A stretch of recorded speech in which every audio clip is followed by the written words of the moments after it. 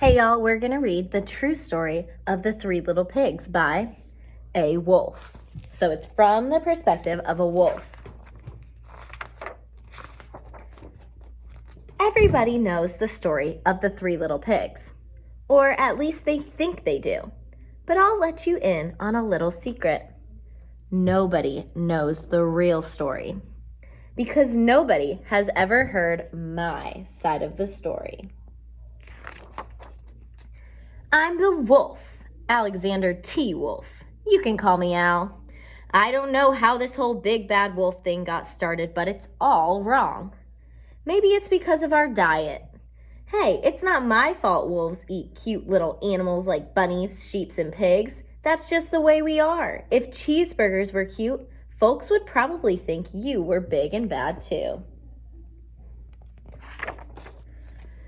But like I was saying, the whole big bad wolf thing is all wrong. The real story is about a sneeze and a cup of sugar. This is the real story. Way back in Once Upon a Time, I was making a birthday cake for my dear old granny. I had a terrible sneezing cold. I ran out of sugar. So I walked down the street to ask my neighbor for a cup of sugar. Now, this neighbor was a pig, and he wasn't too bright either. He had built his whole house out of straw. Can you believe it? I mean, who in his right mind would build a house of straw? So, of course, the minute I knocked on the door, it fell right in. I didn't want to just walk into someone else's house, so I called, little pig, are you in? No answer. I was just about to go home without the cup of sugar for my dear old granny's birthday cake.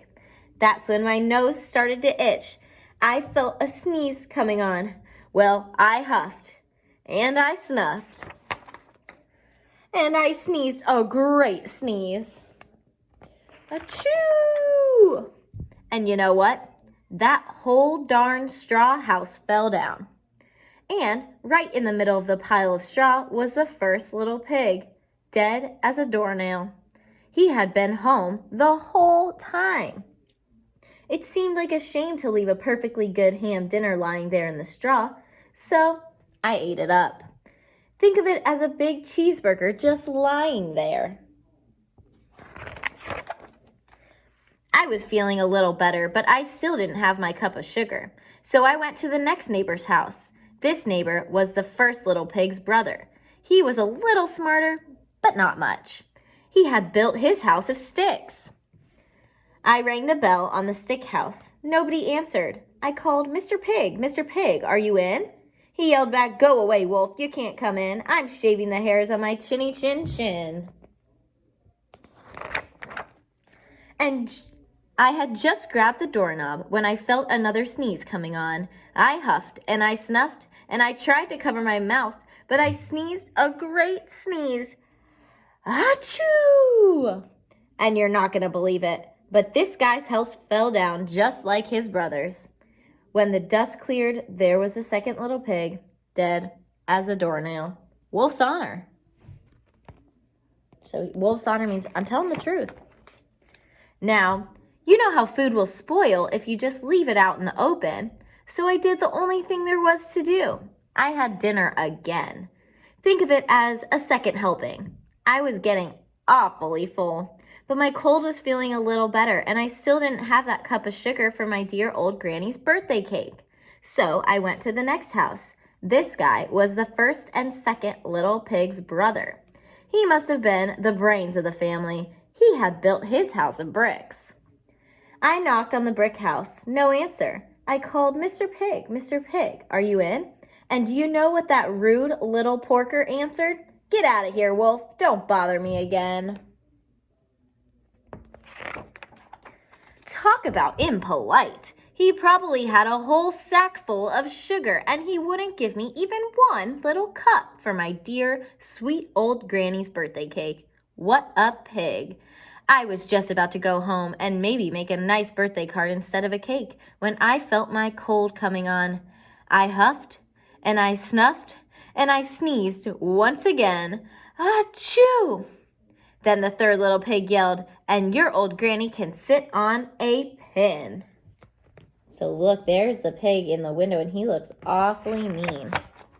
Now, I'm usually a pretty calm fellow, but when somebody talks about my granny like that, I go a little crazy. When the cops drove up, of course I was trying to break down this pig's door, and the whole time I was huffing and puffing and sneezing and making a real scene. So there's him all upset at the pig for saying something mean about his granny, and the police came. The rest, as they say, is history. And on this newspaper it says, Big Bad Wolf. The news reporters found out about the 2 pigs I had for dinner. They figured a sick guy is going to borrow a cup of sugar. Didn't sound very exciting. So they jazzed up the story with all that huff and puff and blow your house down. And they made me the Big Bad Wolf. That's it. That's the real story. I was framed. So being framed means that he was accused of something he didn't do. He was set up for it. But maybe you could loan me a cup of sugar. So there's him at jail. And that was the true story of the 3 little pigs by a wolf.